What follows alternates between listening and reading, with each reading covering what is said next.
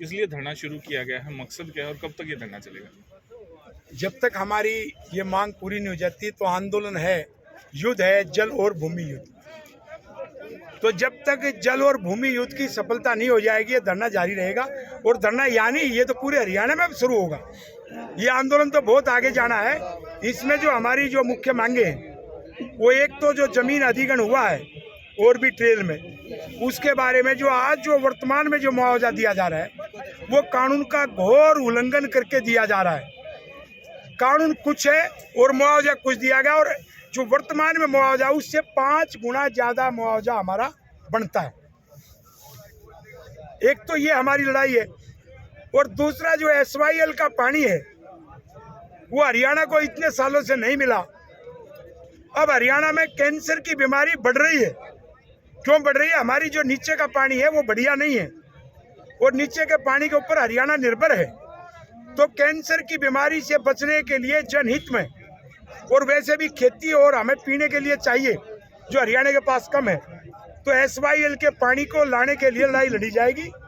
और अभी 2-4 दिन में ऐसे कार्यक्रम आएंगे, आप देखेंगे, जो बहुत ही सकारात्मक और केंद्र सरकार और पंजाब सरकार को झुकाने वाले होंगे।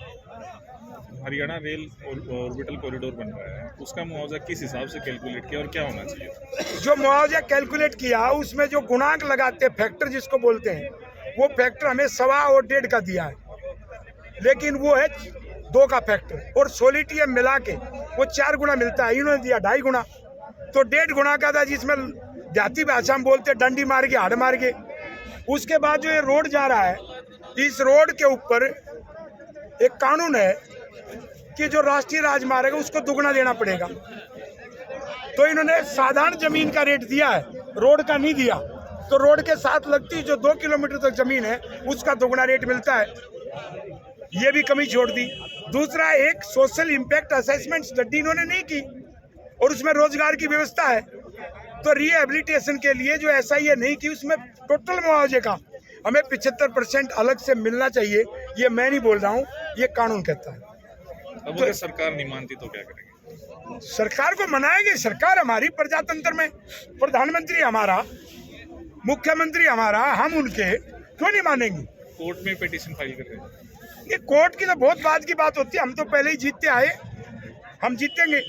सरकार को मानना पड़ेगा। सरकार जनता से बड़ी नहीं है, और सरकार कानून से बड़ी नहीं है। आपके इस सवाल पर मैं एक बात बता दूं, मैं पूरे देश की जनता को जागृत करने के लिए, क्योंकि रमेश दलाल एक एडवोकेट भी है, एक अपने देश में धारा है 166 IPC, वो PN से लेके MLA MP और मुख्यमंत्री प्रधानमंत्री सब पर लगती है।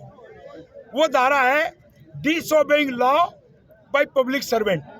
सुप्रीम कोर्ट ने कह रखा है कि सारे MLA MP मंत्री मुख्यमंत्री IAS IPS ये पब्लिक सर्वेंट है, और पब्लिक सर्वेंट की जो धारा है वो कानून कुछ है, वो कानून का पालन नहीं कर रहा तो पालन नहीं करने में उसकी कई साल की सजा है, और धारा 166 उन पे भी लगती है।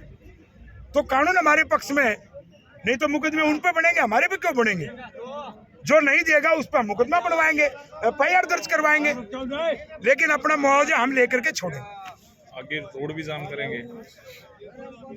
आज हम शांतिपूर्वक आंदोलन कर रहे हैं, गांधीवादी तरीके से आज तक मेरे सारे आंदोलन हुए, लेकिन सरकार यदि कानून का पालन नहीं करेगी, जो हम कह रहे कानून कुछ है, और हमारे कहने पे FIR भी दर्ज नहीं की अधिकारी के खिलाफ, तो सरकार यदि कानून का पालन नहीं करेगी तो फिर हम पालन क्यों करेंगे? जब सरकार से ये तय हो जाएगा कि सरकार कानून का पालन नहीं कर रही, अभी तो हम आवाज उठा रहे हैं, तो आप तो रोड की बात कर रहे हो, मैं कह रहा हूं रोड भी बंद होगा, रेल भी बंद होगी, दिल्ली का पानी भी बंद होगा, गुड़गांव का जो ये नहर जारी आपके साथ में, ये पानी भी बंद होगा, और इससे भी अलग एयरपोर्ट तक भी बंद होगा।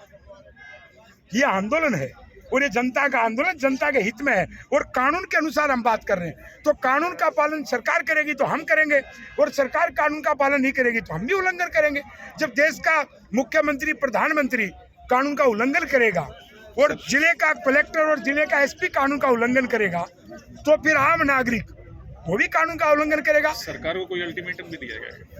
आज हमने पहला हमारा लेटर गया है, वो लेटर में हमने कह दिया है कि ये हमारी मांग है, ये आप पे कानून लगते हैं और आप जल्दी से हमारे से बातचीत करके इसका समाधान निकालिए। और वो समाधान नहीं निकालते तो ये अल्टीमेटम तो हो गया, तो फिर हम आगे की लड़ाई घोषणा करेंगे।